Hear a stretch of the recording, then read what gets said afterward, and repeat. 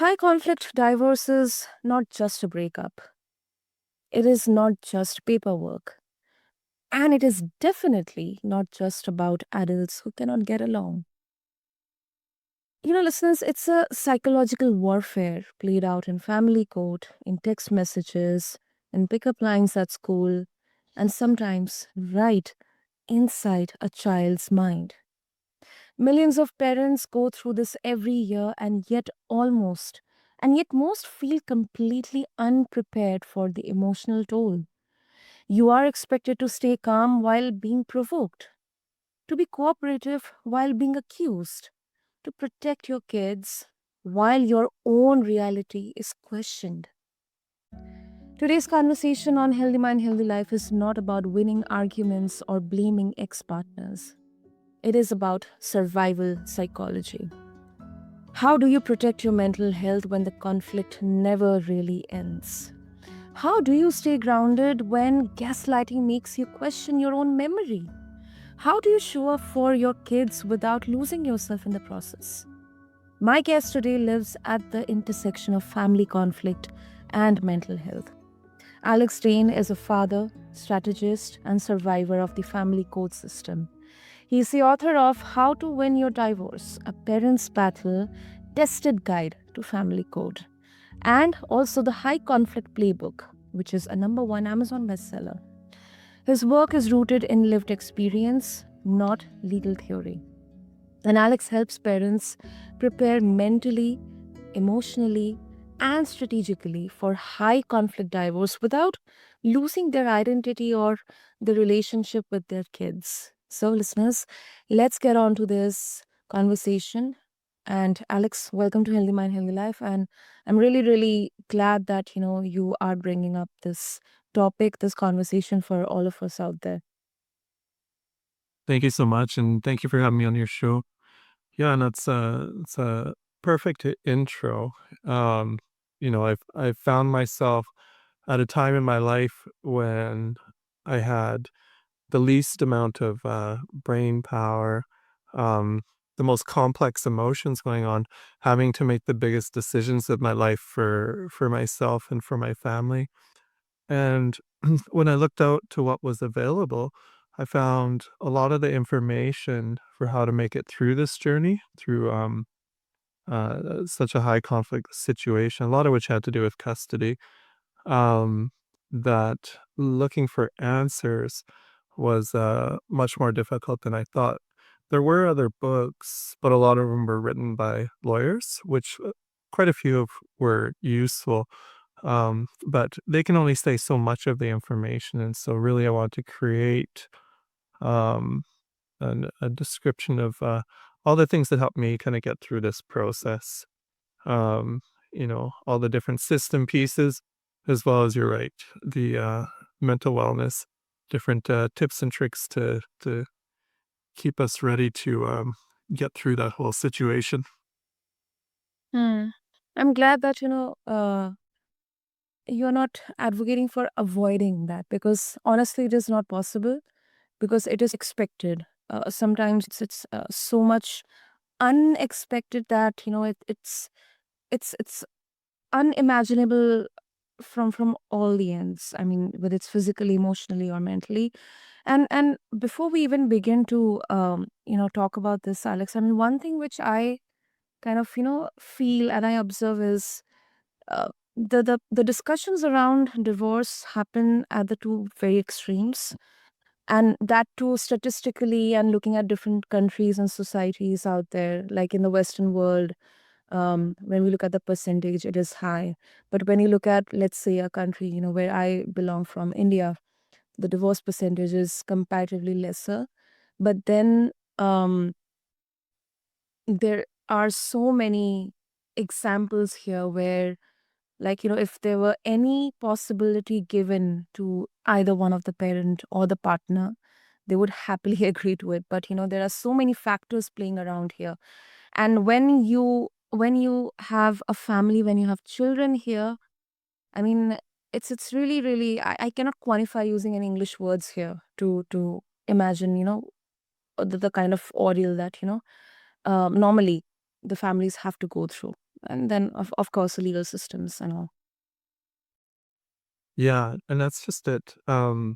So if if you're in a situation where your relationship is starting to break down, but you're able to do a conscious uncoupling or collaborative divorce, that's obviously the best way to go through this whole process. But when you find yourself in the other situation where those options are no longer available because you're in a high conflict situation, um, Mm. for myself, I had to really work on realizing and acceptance of what was actually happening off the start. Is a bit naive with the whole process and didn't understand that how much the legal system could be used, especially off the start, even when there's not necessarily any reason given that access to children could be restricted. Mm. And that's one of the first lessons of the book is to realize that uh, once you're in a system like that, that it's unfair. And the quicker we can come to realize that it's unfair, then we can start to be strategic about what to do next and really start to begin a plan in order to ensure that we're protecting the family, protecting children. And there's three main ways to do that. Number one of which is to start to understand the system. It's and what the system is moving towards. And when I say the system, I mean family court or the legal system. Because a lot of times people will hear in the best interest of the child, and it took me a bit to figure it out because it seemed like everyone had a different meaning for that. Okay. And eventually I found that, judges, lawyers, both sides were using that not necessarily to mean what was best for children, but to mean what was most efficient for the system. And so a lot of times they were looking for a solution that would uh, basically get everyone out of the court system, but made some sort of sense for the children. Um, and really, they want to kind of have that efficiency to get everyone out of the system. And when you kind of realize that, then the plans you start putting together or proposing, um, they start to gain quite a bit of traction, and you can move through it quickly. And then on the other side, on the healthy mind side, um, understanding that, in life we have these different emotions that for most of our life we don't really need them or use them at kind of levels that you need them to go through this process. So, um, being very angry, going through intense grief and sadness, as well as high levels of anxiety, not knowing what the process, what will happen at the end. Um, Typically, those would be out of place in our day to day life, but they're actually the tools to get through this. There's times at the beginning where it felt quite hopeless, and not kind of the hopeless where, uh, I kind of thought that it would work out. The hopelessness where I really knew that it wouldn't work out. Um, but some of those emotions kept me going through it. So if it wasn't for being really angry and I wouldn't have had the fuel in order to keep moving forward through the process, through all the court cases, through the different lawyer meetings, four-person meetings through mediation and all that. Um, but really starting a relationship with anger, ensuring that, developing a support system, talking about stuff so that it doesn't go into rage, because there's no quicker way to lose a court battle than to appear a little bit unhinged by being too angry or shutting down from too much anger to where you stop moving forward. Um, Really understanding that there's a place for that. It becomes a fuel to get through the whole years long process. Um, and then on top of that, anxiety might keep you up at night, but it's also going to keep you very sharp and make sure that you're not forgetting anything and making sure that all the details are remembered when you're writing up an affidavit or you're getting all your points right for your next court day. And then when you come to that court day, anger might get you there. but you can't present that way, definitely. And you don't want to be too anxious when you're up in front of a judge or the other lawyers. And that's where a bit of that grief will really take the edge off of both of those feelings and help you be able to present your best self, your most vulnerable self, so that you're able to really be a clear communicator and someone that people, you know, the lawyers, the judges can really relate to and help you move through this process. Hmm. I think this is something that many listeners would think. I mean, it's easier said than done. But to be honest, Alex, from my lived experiences as well, I think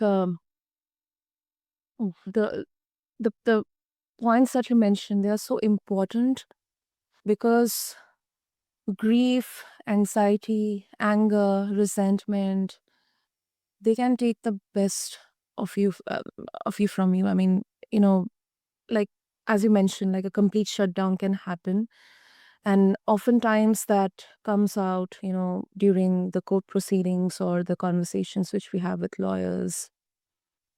The kind of reactions, and I think that's where sometimes it really um goes at a different tangent, which is completely unexpected, sometimes taken advantage of, or maybe twisted or misconstrued in a way that is not something true or the fact here. Yeah, and that's true. One thing that I noticed very quickly as well was that um, there's a very short timeline before impressions were made. Sometimes you're meeting, y- y- a judge or an arbiter or someone else for the first time, and you don't have a lot of time with everyone. And to tell you the truth, I don't think they read everything all the time, all the affidavits or anything.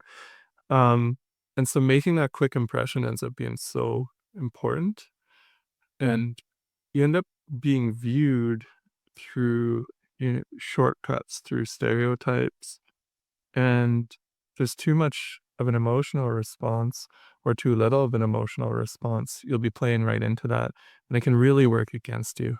So finding that balance, um, and I think for me through that process, becoming really comfortable with being uncomfortable with strong emotions, um, and having a very strong network of people and supports to get through it, becomes essentially life and death. Hmm. True. I agree with you, Alex. You you also talk a lot about documentation, boundaries, and then strategy as well. So, and some mental health professionals, they worry that this keeps people stuck in fight mode. So, how do you balance emotional healing with the need to stay strategically sharp? Because I mean, honestly, uh, I mean, that would be the last option for me, because if I were in that position, I wouldn't even imagine about staying strong, because I'm absolutely like psychologically pressurized. Yeah, so, I mean, there's 2 different ways to think about that. One is in the short term when you're in it. So in order to avoid shutting down, I think being comfortable more with the angry energy, in between helps a lot to keep moving forward, and keeping a focus on what you're working for your family, for your children, and, keeping that as kinda your North Star, really helps to keep moving forward through the process. The other thing is, you're right that you don't wanna get stuck in it, and so, as everything starts to wind down, the parenting agreements are made, the resources are settled out and how everything's going to be made. Eventually, you'll find that there's this excess energy that can start to work in so many different areas of life. So number one, separating the conflict and the legal battle from your family life. making sure that we're taking time to switch between those two different worlds, whether you're sitting in the car for a bit more, resetting, having a conversation with one of your supports before parenting time can help to keep those two different worlds separate so that you can focus on the legal stuff when you need to and focus on parenting when it's time to parent. And then as you keep those and the legal pieces start to drop off, one thing I was conscientious about was um, documenting not just the process, but inner documenting and documenting my inner journey and journaling so that I could let go of things and not get caught up in kind of long-term anger, such as, um, being mad at my ex or being mad at the system or anything like that. But writing so that more I had an understanding and trying to see, um, um, how I could come out on the other side and not keep, that anger on. You need that anger to stay in the fight, but you also need to let go of it when you're at the other side. And then what I found was because I've been putting so much energy into all that, when that all stopped and I wasn't caught up in, uh, the whole legal process anymore. I had so much excess energy to be a parent, to move forward financially in life, business, as well as a number of different new hobbies. And so, really, like any journey that's tough, when you get to the other side of it, there's just so much growth that happens. That's so useful in every aspect of life. Hmm. Yeah, that absolutely makes sense, Alex. Absolutely makes sense. And I think um what you are advocating is it's intentional containment, like not obsessing or not venting endlessly, but the instant word that came to my mind, when you mentioned about that energy is channeling the chaos into structure. So at least the mind has something solid to stand on. Yeah, 100%. Putting the energy where it needs to be.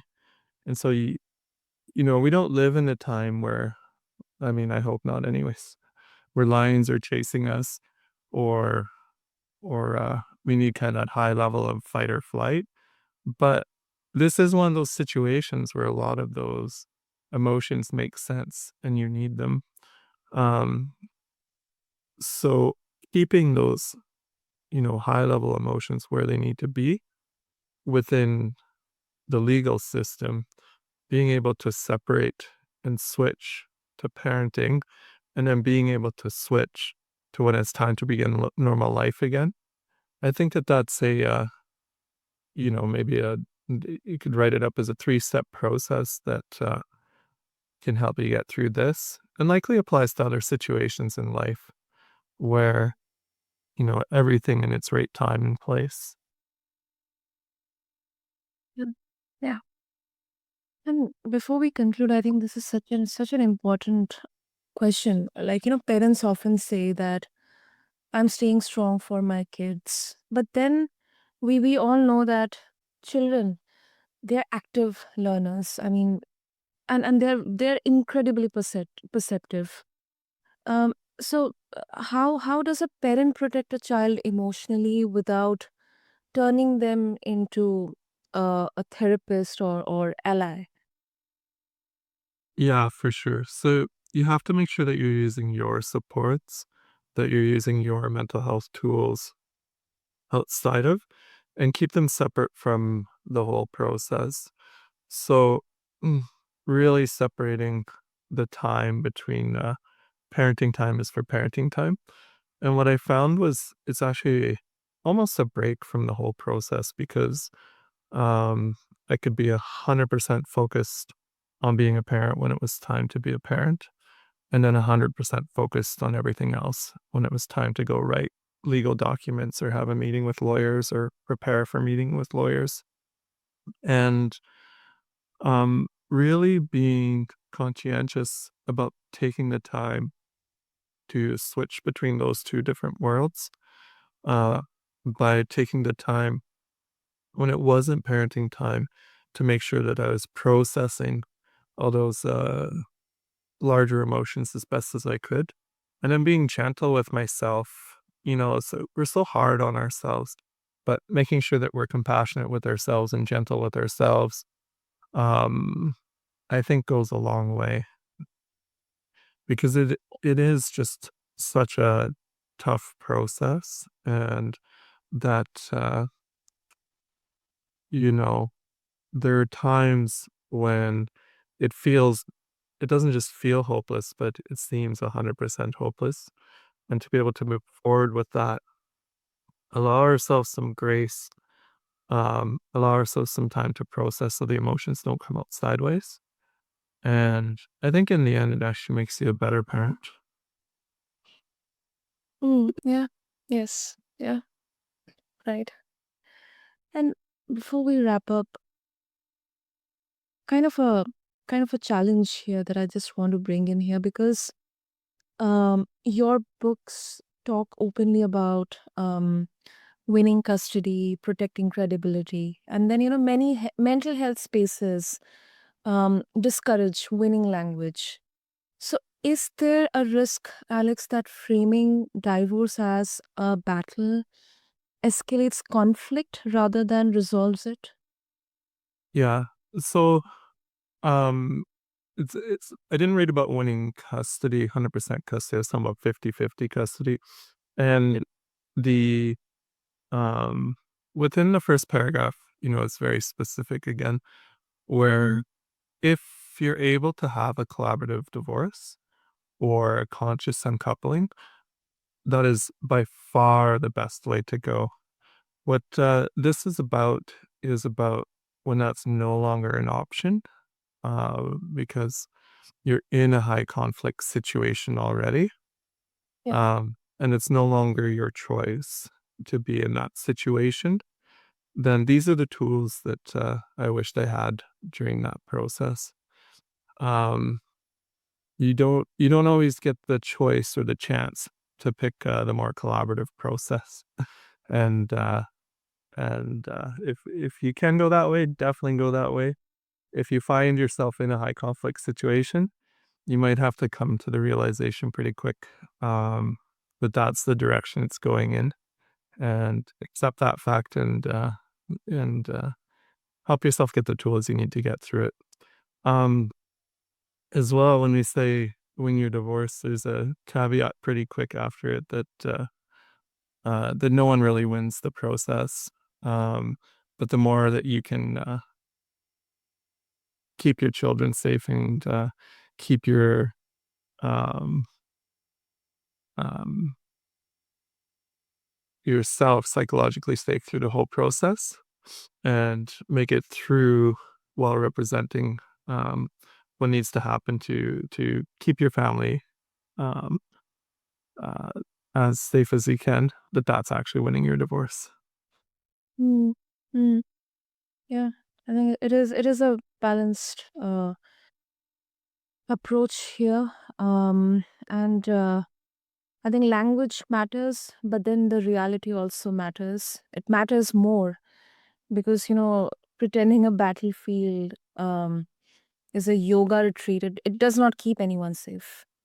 I mean, at the end of the day, we have to pivot as per the reality, whether it's our selves or our psychological safety or our family. And I think that where that's the chaos or the messy middle where kind of sometimes the most surprising moments are there where we learn, we grow, or at least we grow as a human, and we kind of become aware who exactly we are as a human. So thank you so much, Alex, for addressing the questions, sharing your lived experiences with calmness and pragmatism also, because I know that high conflict divorce is something that people kind of would likely avoid to talk about.